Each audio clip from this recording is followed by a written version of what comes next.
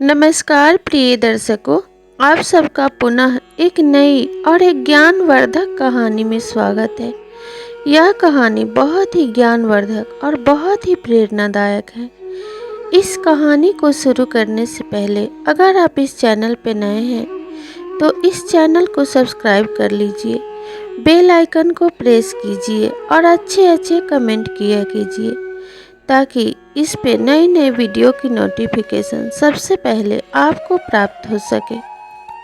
प्रिय दर्शकों, हमारी कहानी का मकसद किसी भी माताओं बहनों के चरित्र पे उंगली उठाना नहीं है, बल्कि हम इस कहानी के माध्यम से आपको यह बताना चाहते हैं कि जिस किसी स्त्री में भी ये 4 लक्षण दिखाई दे वह चरित्रहीन होती है, वह कुलक्षणी होती है। तो आपको भी इन लक्षणों को जरूर जानना चाहिए। इसलिए आप सबसे हम आग्रह करते हैं कि इस कहानी को पूरा जरूर सुनिएगा और इस कहानी के सार को समझने की कोशिश कीजिएगा। तो आपका ज़्यादा समय बर्बाद ना करते हुए चलिए इस कहानी को शुरू करते हैं। बहुत ही प्राचीन समय की बात है। एक नगर में एक लोहार रहा करता था और यह कहानी एक लोहार की कहानी है। उस लोहार के घर में उसका बड़ा भाई, उसकी माँ और उसकी पत्नी रहा करते थे। वह लोहार बहुत ही सीधा और सरल स्वभाव का था। वह सबसे मिलजुल कर रहता और अपने माँ, भाई और अपने पत्नी की खुशियों में ही अपनी खुशी ढूंढ लिया करता था। अगर वे खुश रहते तो लोहार भी बड़ा खुश रहता था। लेकिन इसके विपरीत लोहार की पत्नी बहुत ही क्रोधी स्वभाव की थी। वह बात बात पे गुस्सा करने लगती और बात बात पे अपनी सास से झगड़ने लगती थी। लोहार अपनी पत्नी की इस आदत से बड़ा ही परेशान रहा करता था। वह उसे समझाने की कोशिश करता, लेकिन वह बिल्कुल भी समझने की कोशिश नहीं करती थी। एक दिन लोहार की पत्नी ने लोहार से कहा कि हे पिया जी, हमें इस घर में बहुत दिन हो गए हैं। हमें घर से बाहर निकल के यात्रा पे जाना चाहिए और यात्रा करना चाहिए।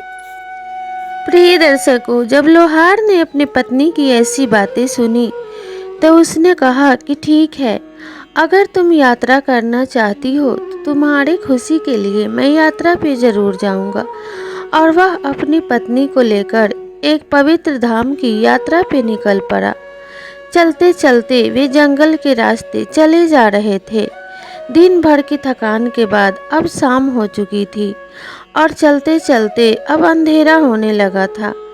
तब लोहार की पत्नी जाकर एक कुएं के पास जंगल में बैठ गई और बोली कि हे पिया जी, मुझे बहुत ही जोरों की भूख लगी है, इसलिए आप मेरे लिए कुछ खाने को ले आओ।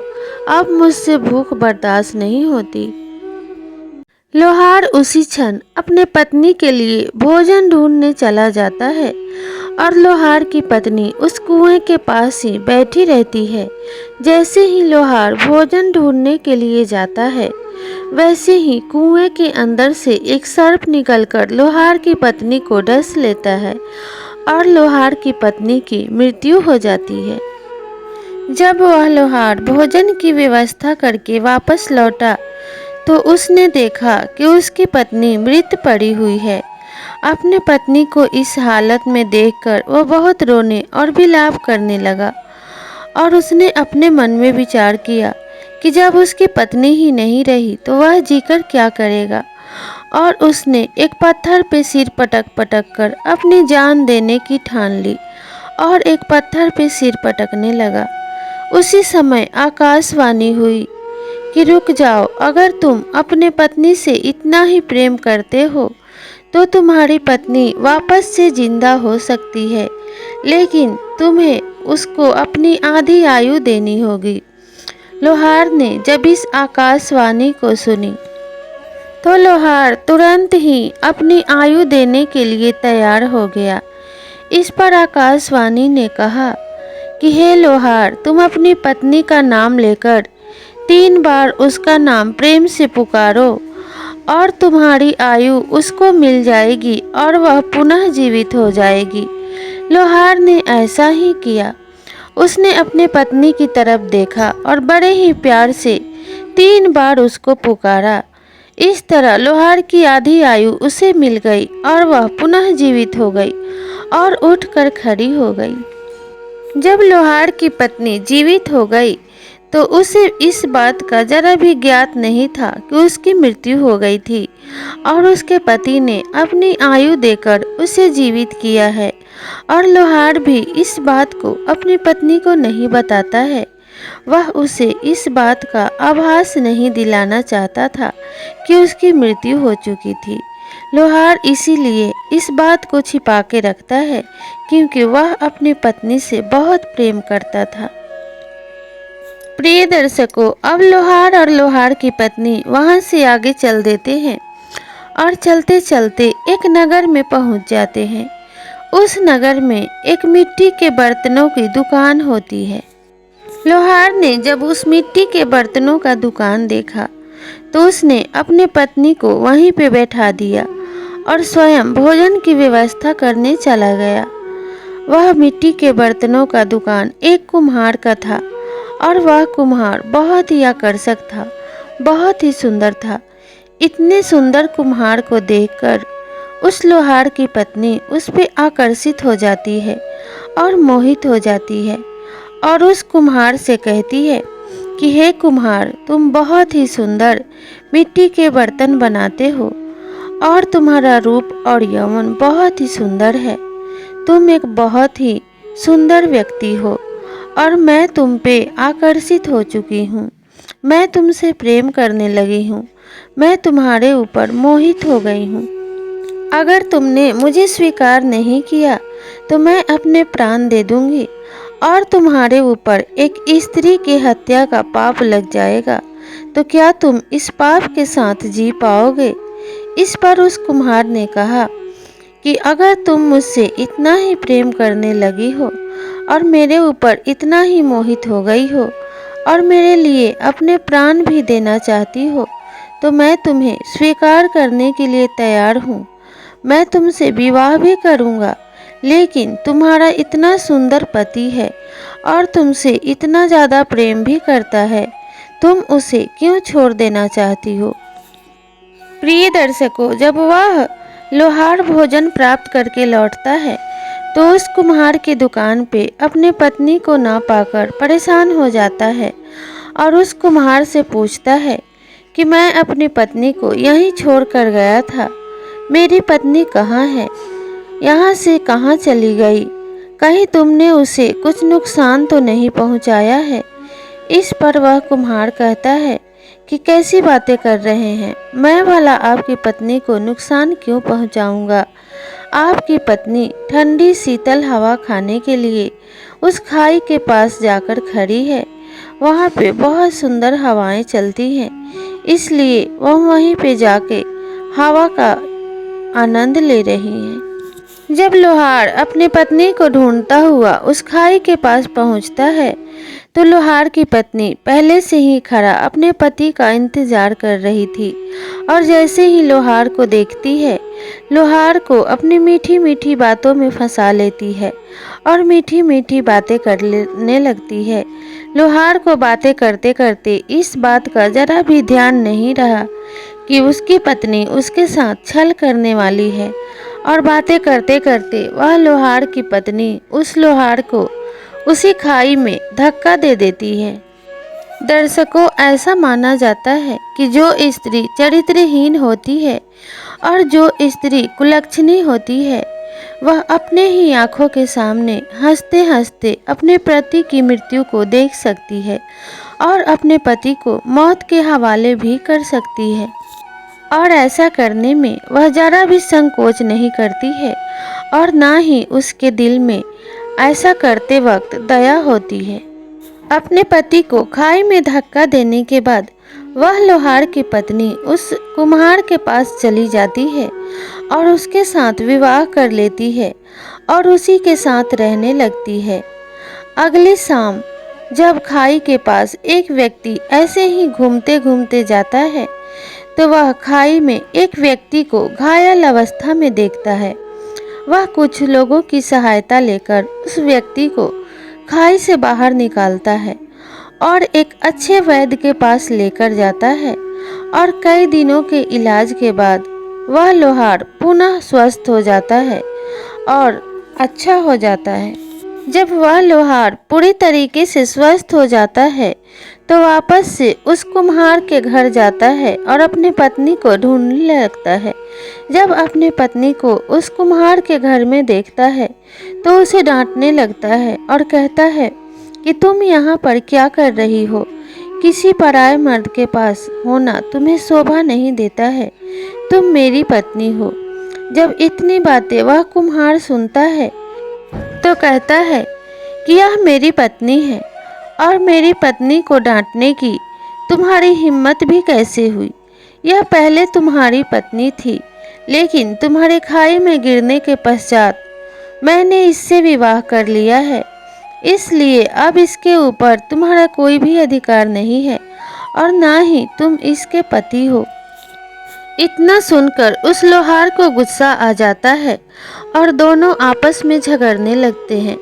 कभी कुम्हार कहता कि यह मेरी पत्नी है तो कभी लोहार कहता कि यह मेरी पत्नी है। दोनों में इतना झगड़ा होने लगता है कि झगड़ा खत्म होने का नाम ही नहीं लेता है। झगड़ते झगड़ते सुबह से शाम हो जाती है, लेकिन इस बात का कोई फैसला नहीं हो पाता है कि वह किसकी पत्नी है। तब दोनों ने यह निश्चय किया कि अगर हम आपस में फैसला नहीं कर पा रहे हैं तो हम तीनों ही राजा के पास चलते हैं और राजा जो फैसला कर देंगे वही अंतिम निर्णायक फैसला होगा।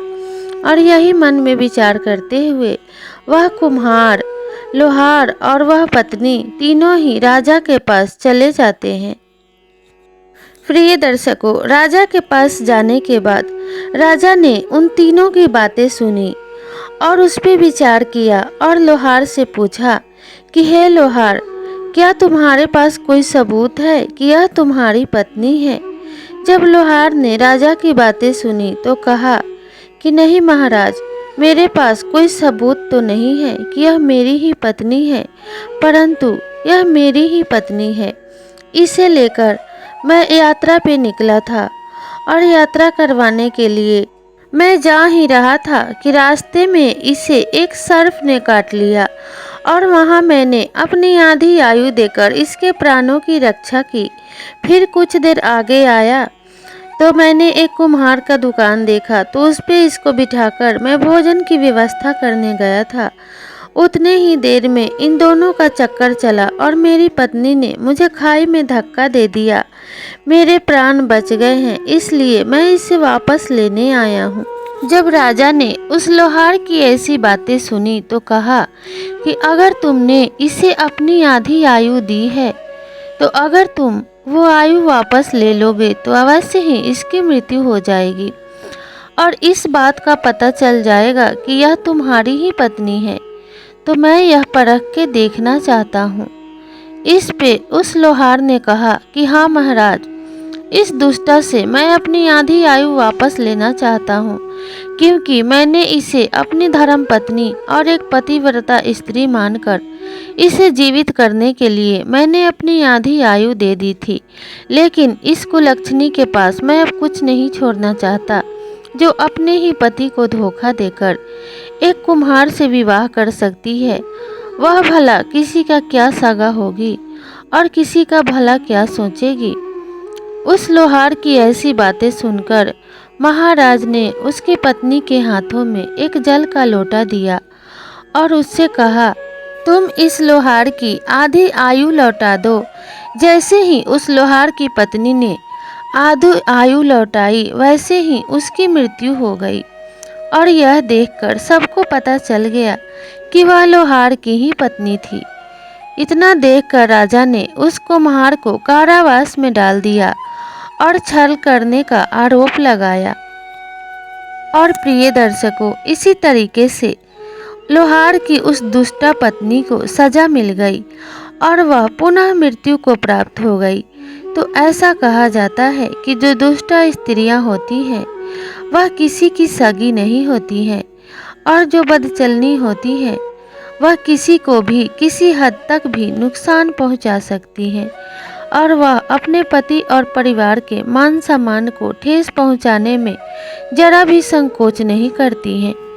प्रिय दर्शकों, अगर यह 4 लक्षण किसी भी स्त्री में दिखाई पड़ते हैं तो यह मान लीजिए कि वह स्त्री कुलक्षणी है और वह स्त्री चरित्रहीन है।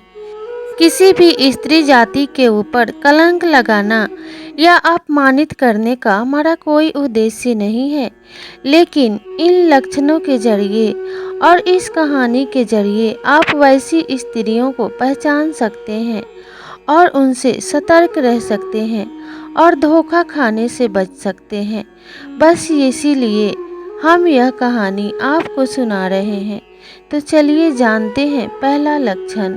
अगर कोई स्त्री बेवजह आपको दूर भेजने की कोशिश करे और आपको दूर भेजने की जिद करे तो समझ जाना चाहिए कि इसके पीछे अवश्य ही कोई गहरा रहस्य है और उस स्त्री के मन में अवश्य ही कोई ना कोई बात चल रही है जिसे वह आपसे छिपा कर करना चाहती है। इसीलिए वह आपको दूर भेजने की कोशिश कर रही है।